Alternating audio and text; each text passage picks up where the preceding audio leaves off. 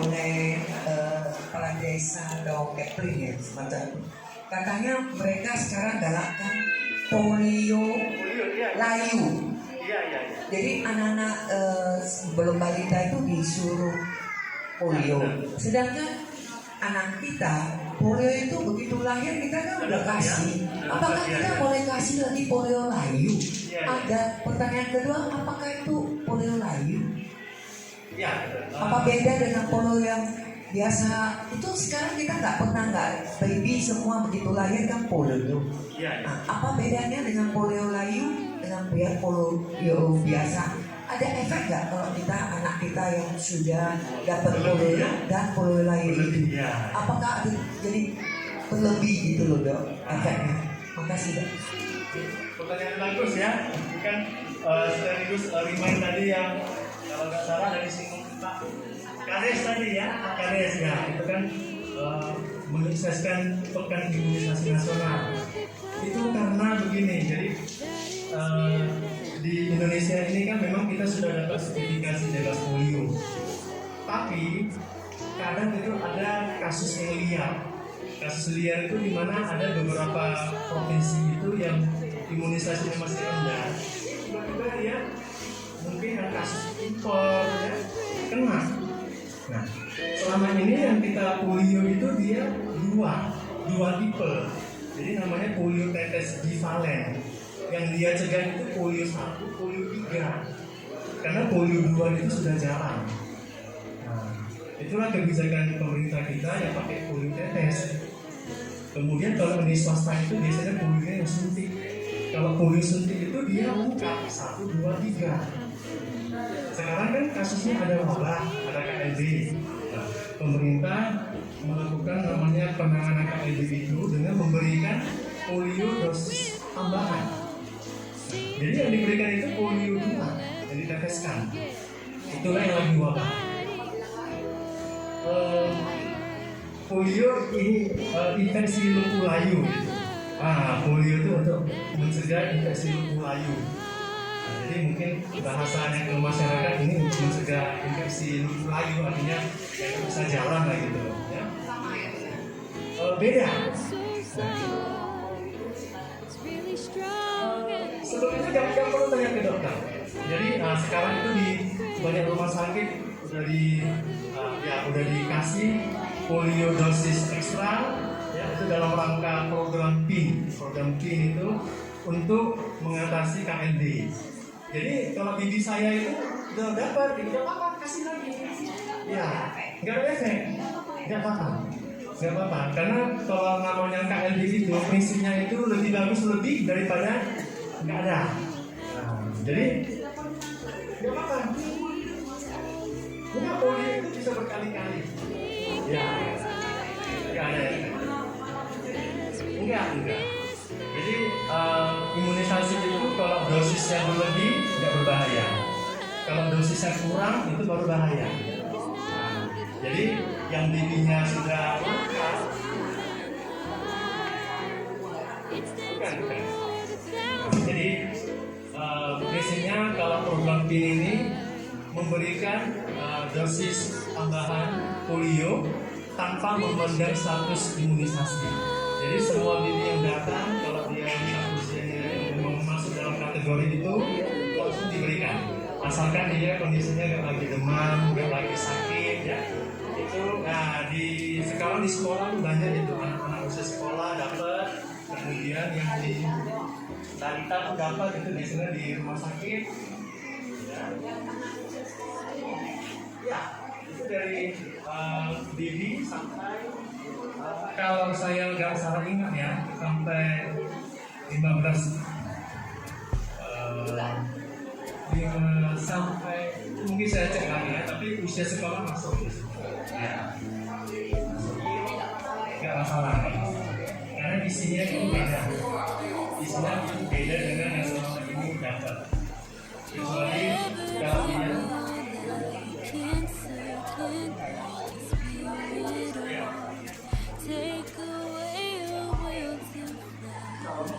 boleh konsultasi dulu. Nanti dokter akan tetap mengajukan untuk diberikan.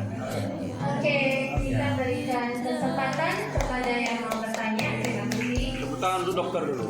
Terima kasih atas pertanyaan.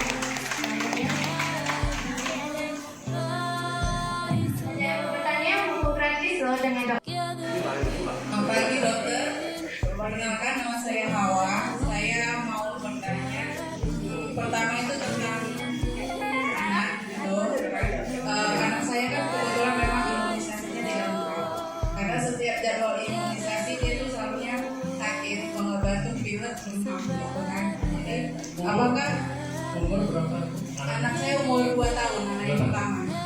Jadi pertanyaannya, apakah anak yang tidak lengkap imunisasinya ini berpotensi terkena kanker atau bagaimana cara mendeteksinya gitu? Tadi kan dengan cara tes secara bertahap.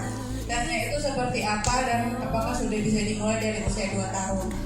Lalu pertanyaan saya yang kedua, saya kan lagi hamil dan saya bekerja.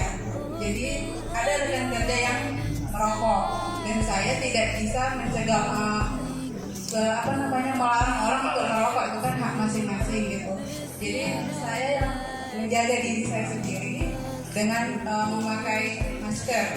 Jadi apakah penggunaan masker saya ini bisa menghindari paparan asap rokok itu? Maksudnya apakah itu udah maksimal atau ada cara lain gitu? Apakah asap itu memang tetap masuk ke udara yang saya hirup atau bagaimana gitu? Itu pertanyaannya. Terima kasih. Terima kasih Bu. Jadi saya jawab dulu yang pertanyaan kedua ya. Jadi kalau masker yang kita pakai ini dengan cara yang benar, ya mudah-mudahan sekitar 90% zat kimia berbahaya itu bisa terfilter ya, atau saring ya. Memang masih bisa masuk. Ya, yang kedua yang paling aman ya kalau bisa ya kita sedapat mungkin ya kalau jauh tidak. Ya kalau kita menghindari, jadi kalau lagi ada yang mau dalam ruangan, ya bisa di ruangan dulu. Ya. Cancer cannot shatter home. Cancer cannot erase Cuman ya saya rasa kalau di kantor mungkin biasanya sekarang orang kalau ya udah kesana sendiri ya di luar, cancer. minimal jangan dalam ruangan, ya kan? Ya minimal merokok di luar, jadi apalagi kalau ruangan yang ber-AC itu perlu. Yang keluar sebelumnya. Jadi kalau efek buruknya ya tetap ada. Dengan masker menurut kita meminimalisir. Kemudian kalau untuk yang pertanyaan pertama tadi, mungkin saya perlu meluruskan ya. Jadi kalau anak yang terlambat imunisasinya, bukan berarti dia korelasinya nanti dia risikonya enggak.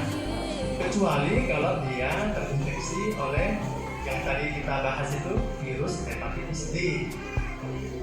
Itu kan infeksi, itu kan bisa dicegah. Kalau kita tidak melakukan pencegahan, dia terinfeksi, ada risiko nanti kronis, nanti udah dewasa itu jadi kanker hati. Itu khusus untuk hepatitis D saja. Kemudian yang kedua itu kalau untuk yang remaja putri, kalau dia terinfeksi oleh virus HPV waktu usia misalnya usia remaja atau usia dewasa yang dia baru pernah imunisasi juga ada risiko nanti jadi kanker leher rahim. Kalau yang imunisasi lain yang nggak ada hubungan sama kanker itu nanti hubungannya itu kalau dia nggak imunisasi ya berarti ada risiko infeksi. Ya. Kalau nggak lengkap imunisasinya kita lengkapi segera. Jadi prinsipnya Bu, sebetulnya kalau kita batuk-batuk pilek ringan boleh imunisasi. Karena anak-anak itu susah sekali kalau dia sama sekali nggak batuk itu susah sekali. Anak-anak itu kalau sehari-hari batuk gitu, udah normal aja kita anggap wajar. Ya, karena mungkin dia baru lari-lari, kurang minum, ya, main di luar, asal merampok dia terjadi batuk-batuk sebentar. Kadang-kadang dibawa ke dokter kalau mungkin kita penyampaian mungkin anak saya batuk, dokternya mungkin jadi ragu, tunda dulu karena sebetulnya nggak perlu ditunda. Kalau dia agak demam, aktivitas dia aktif, batuk-batuk ringan, pilek-pilek ringan itu diperiksa sama kalau misalnya di bidan atau di puskesmas ya, diperiksa sama tenaga kesehatan, kondisinya stabil bisa imunisasi. Nanti setelah imunisasi boleh kita tambah obat batuk flu sementara boleh. Jadi nggak apa-apa. Itu supaya jangan telat-telat terus imunisasinya. Ya, jadi prinsipnya imunisasi kalau telat lengkapi. Ya. Tapi bukan berarti telat terus nanti risiko kanker enggak ya. Tadi kan yang kita bahas itu yang khusus dalam rangka ini kan dalam rangka menyelesaikan program pemerintah juga. Ya. Itu yang hepatitis dengan yang kanker rahim. Yang lain nggak ada hubungan ke kanker ya. Itu hubungannya ke infeksi. Terima kasih.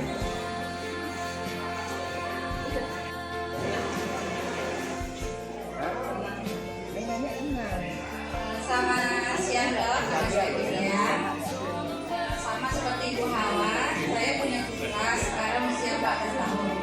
Dulu imunisasi juga KUK. Iya sekarang. Jadi setelah pasca memang sih dari mulai pasca SD, setiap mau ujian dia pasti sakit, panas tinggi juga.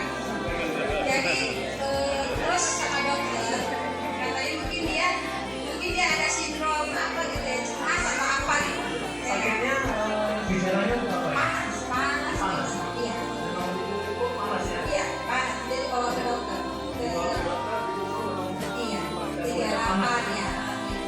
Jadi terus dia juga pernah hepatitis A. Oh. Terus di keluarga kami juga sepertinya ada bakat juga cancer. Terus itu yang dia juga ada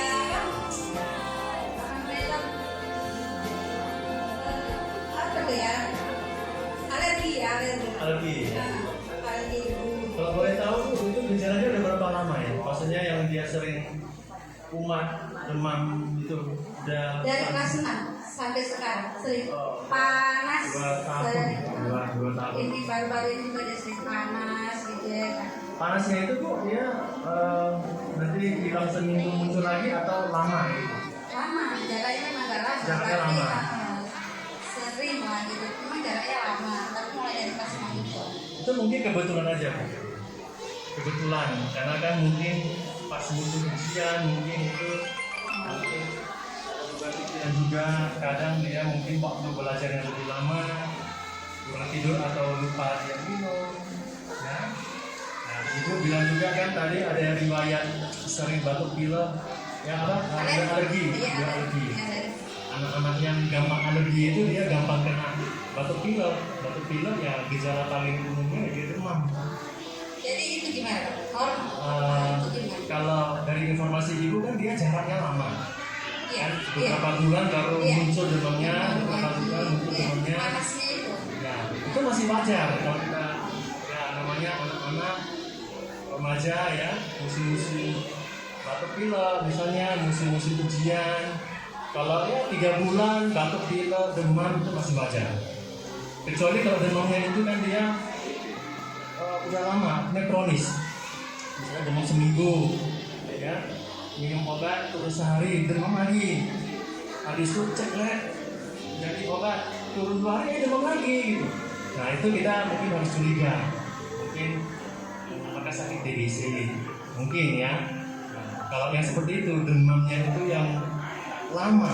Tapi kalau demam 3 hari dicek dokter kasih obat terus sembuh, nanti 2 bulan lagi ini pas musim ujian dia demam lagi, ya itu mungkin kebetulan aja timingnya di situ masih wajar lah.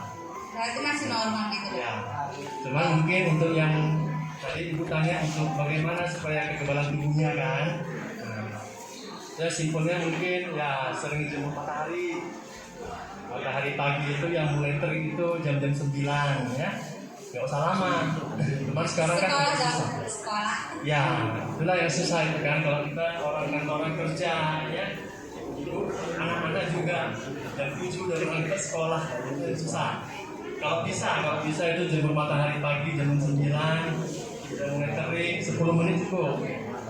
Kemudian kalau vitamin itu ya yang membantu itu vitamin C bisa, vitamin C, vitamin D kompleks, vitamin D itu dari natural aja, buah-buahan, sayur-sayuran banyak. Vitamin D itu kan yang natural itu dari cahaya matahari. Kemudian ya hindari yang senang-senang itu yang goreng-gorengan dari jajanan pinggir jalan itu kan, anak-anaknya sering itu. Jadi cemilannya kalau bisa itu yang jangan yang sedang kering kalau bisa. Gorengan, ya kan,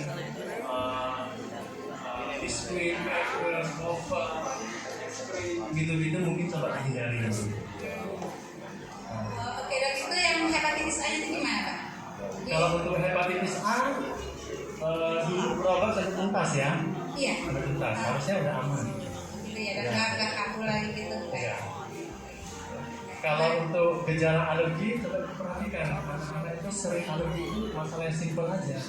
Yang jajanan sehari-hari itu yang sering. Katanya dok, alergi nggak bisa sembuh ya dok?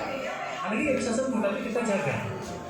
Alergi pada anak itu yang paling sering itu nggak jauh-jauh kita bikinnya dari yang dia di sekolah itu.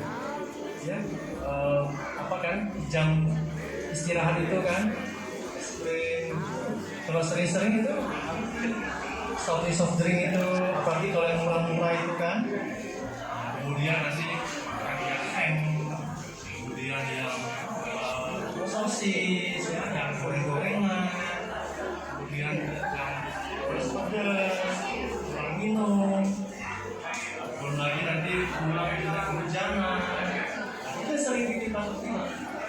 Nah, batuk pilek itulah yang kalau diperiksa di dokter menyampaikan ini gejala alergi. Kemudian paparan perubahan udara itu jangan ekstrim. Misalnya panas-panas, dia langsung kipas, itu juga bisa demam. Jadi cemilannya mungkin pilihkan itu agak sehat. Misalnya kayak yang roti-roti atau kue-kue basah. Oke, terima kasih dok. Ya. Satu lagi ibu ya dari Lions Club, boleh tanya apa ada diadakan nggak ya Lions Club untuk cek kanker gitu? Kalau ada ya kan?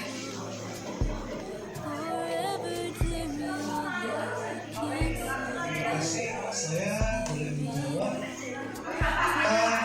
Belum ada acara untuk mengecek kanker.